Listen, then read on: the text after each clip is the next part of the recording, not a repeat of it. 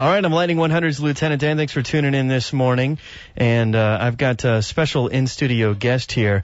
His friends call him Mac, and he's actually, I meant to do this on mic. Why don't you swing a mic over to him there? Okay. So is it McLagan? Yeah, McLagan.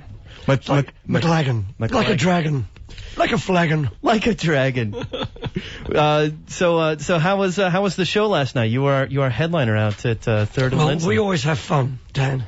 That's the beginning and the end of it all. If we don't have fun, no one's having fun. We always do.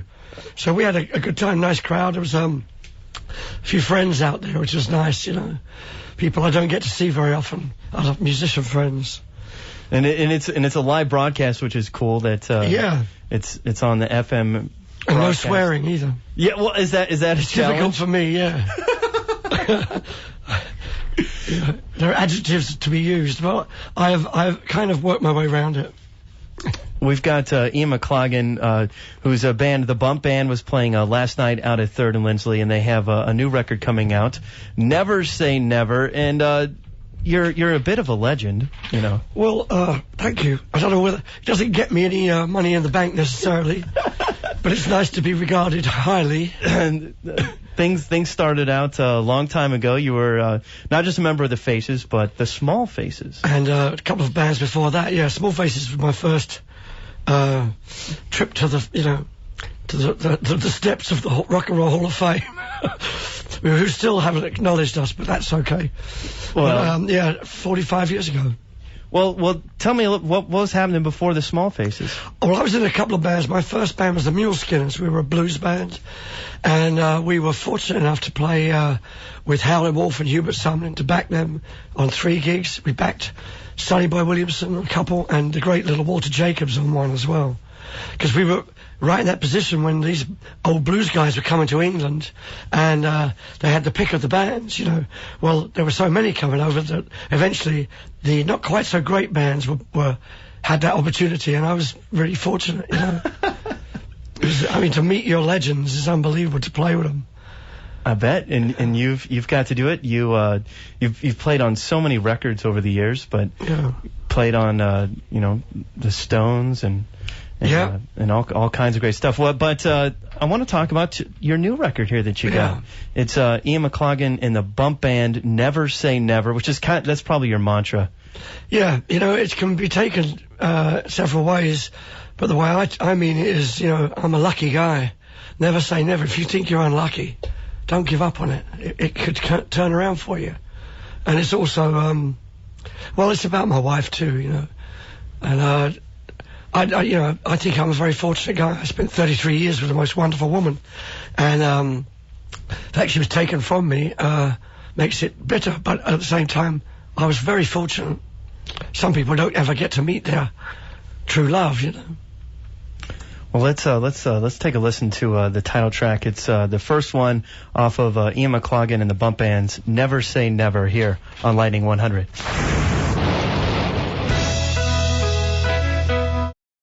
Lightning 100, that's Mac. Ian McLagan. McLagan and the Bump Band from their new album, Never Say Never. It's coming out on March 3rd. And, man, it's so cool to have you here in the studios. And, thank you, Dan. And especially fun to get to banter a little bit off mic. You're a busy guy, and you've also been a member of Billy Bragg's band. Yeah, I'm still... I say members of the Bump Band, as they come and go, or have done, I say they never leave the band, Bobby Keys is out there somewhere in Nashville. He was supposed to be here last night and play on Troublemaker. He didn't do it, huh? Damn you, Bobby. Give me a call, you swine. But, you never leave the band, you're always a member of the Bump Band. And I'm still one of the blokes, although Billy is not planning to tour with the blokes for a while. He did a really cool album I liked with Wilco. Yeah. You guys actually have something in common. You both formed your bands in 1977. He formed a band called Riff Raff. That's right. in 77, and I think that's when you formed the Bump Band. Actually 78, yeah. 78? Yeah. And it's been different guys over the years, as you were just saying. You were talking a little bit. Let's talk a little bit about your book. Okay, yeah. All the Rage is the title. All the Rage, and this is the first book. You're going to write another one that's published after. Yeah, this one, the second book will be published on my deathbed because it's called Burning Bridges. And I'll tell all the truth. I'm going to unwrap these pop stars and these women and the people I've been with and people I haven't. So I can tell a story or two. I bet there's some good stories in the book. Oh, yeah. And it's got to be interesting sharing that much of yourself to the public. Yeah, it wasn't like I wrote an autobiography, although that's what it ended up as. I used to, well, I still do, I talk a lot, and especially over a drink. And a friend of mine is a writer, and he said to me one day, I mean, he's a dear, long-time friend, he said, Matt, you should write a book. And I said, that's very funny, John, don't be an idiot. And he mentioned it again. He said, no. He said, I'm going to introduce you to my agent. And I met his agent, who was an American lady living in London, and I knew she was kind of very prim. And I thought, the only way I'm going to get her to, sell my book is to shock her. So I told her some pretty grueling stories about my life on the road. And I didn't shock her at all. She loved it. Tell me more. So anyway, she got me a deal. And I just wrote I just went back and just remembered one scene. I just wrote all the titles, like meeting Dan at Lightning 100 in Nashville in 10 years' time, you know what I mean? I'd remember this and drinking this awful coffee and thinking, what a nice guy Dan was. But I put too much sugar in the coffee. Anyway, you go back, when you remember, you're writing, suddenly the doors open. And you remember other things. Oh, I remember I had to get up really early because we played last night. You know what I mean? And things happen. You remember that way. And we spent all that time in that bar. Why didn't we go straight to bed? But anyway, I loved it. I just really enjoyed telling the stories. Some of them were... You got any stories about Chuck Berry?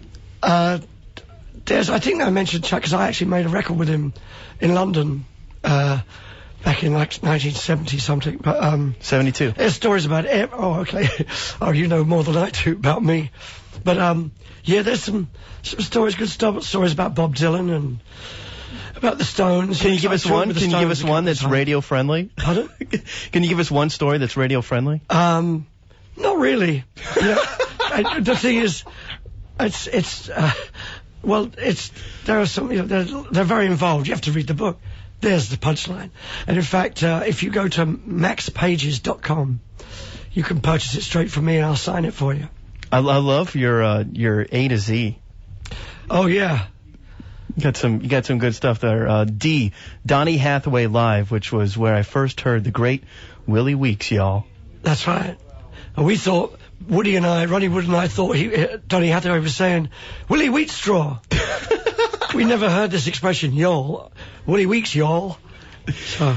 Well, you have to check him out at maxpages.com. It's Ian McLagan and the Bump Band, Never Say Never. You want to play another track from this one?